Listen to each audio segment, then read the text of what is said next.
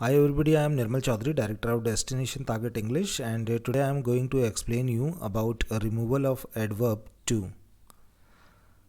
कई बार देखा होगा आपने डू एज डायरेक्टेड के अंदर पूछा जाता है, जिसमें कहा जाता है कि आप TOO को हटाकर वहाँ पर किसी दूसरे वर्ड का प्रयोग करना है या इसकी जगह पर सो दैट का यूज़ करने को कहा जाता है। उसी से जुड़े हुए कुछ सेंटेंस में एक्सप्लेन कर रहा हूँ आपको। It's very simple. I am giving you 3 example and you can easily understand this chapter. First sentence is given here, he is too weak to run. वह इतना कमज़ोर है कि दौड़ नहीं सकता। ऐसे यहाँ पर आपको TOO और TO2 को हटाकर यहाँ पर सो दैट का आपको यूज़ करना होता है। तो इसमें जो बहुत आसान है, इसमें आप देख सकते हैं फर्स्ट में यहाँ पर हो गया है he is so weak.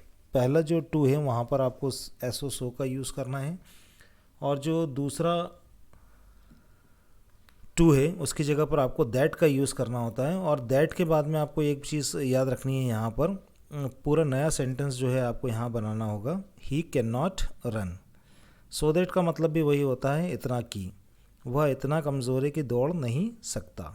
It's very easy. First too की जगह आप सो यूज़ कीजिए, दूसरे टू की जगह दैट, और फिर इसमें ही कैन नॉट का आपको यूज़ करना है।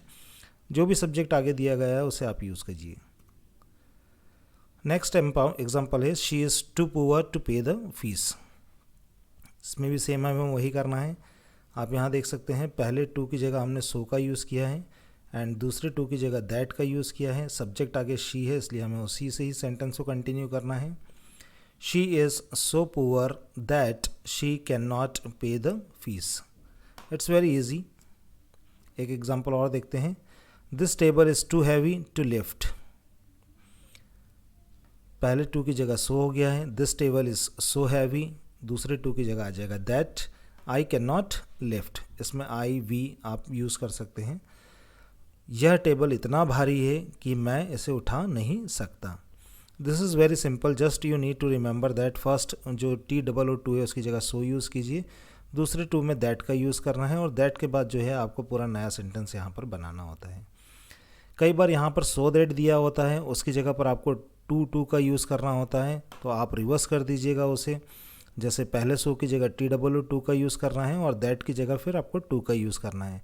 टू के बाद आपको याद रखना है सिर्फ direct first form of verb का ही हमें यूज़ करना होता है। तो यहाँ से आप ही कैन नॉट हटा दीजिएगा। किसी भी तरह से पूछ सकता है, वह कभी टू से सो दैट में चेंज करने के लिए कहते हैं और सो दैट से टू में कन्वर्ट करने के लिए कहते हैं। तो आपको दोनों ही तरीके मालूम होना चाहिए। It's very easy. टू की जगह सो एंड सेकंड टू की जगह दैट, एंड पूरा नया वाक्य आपको बनाना है। सो आई होप दैट ये चैप्टर आपको समझ में आया होगा, और अगर इस तरह की कुछ एक्सरसाइज आती है तो definitely you will do that now. इसी तरह के कुछ और वीडियोस देखना चाहते हैं तो चैनल पर बने रहिए। आप चैनल पर नए हैं तो उसको सब्सक्राइब जरूर कीजिएगा, और यदि आप बेसिक से लेकर एडवांस तक की सारी ग्रामर सीखना चाहते हैं तो आप मेरी बुक ले सकते हैं, डेस्टिनेशन टारगेट इंग्लिश, जो अमेजन पर अवेलेबल है। 248 पेजेस आर देयर, और you can call on this number and you can buy it.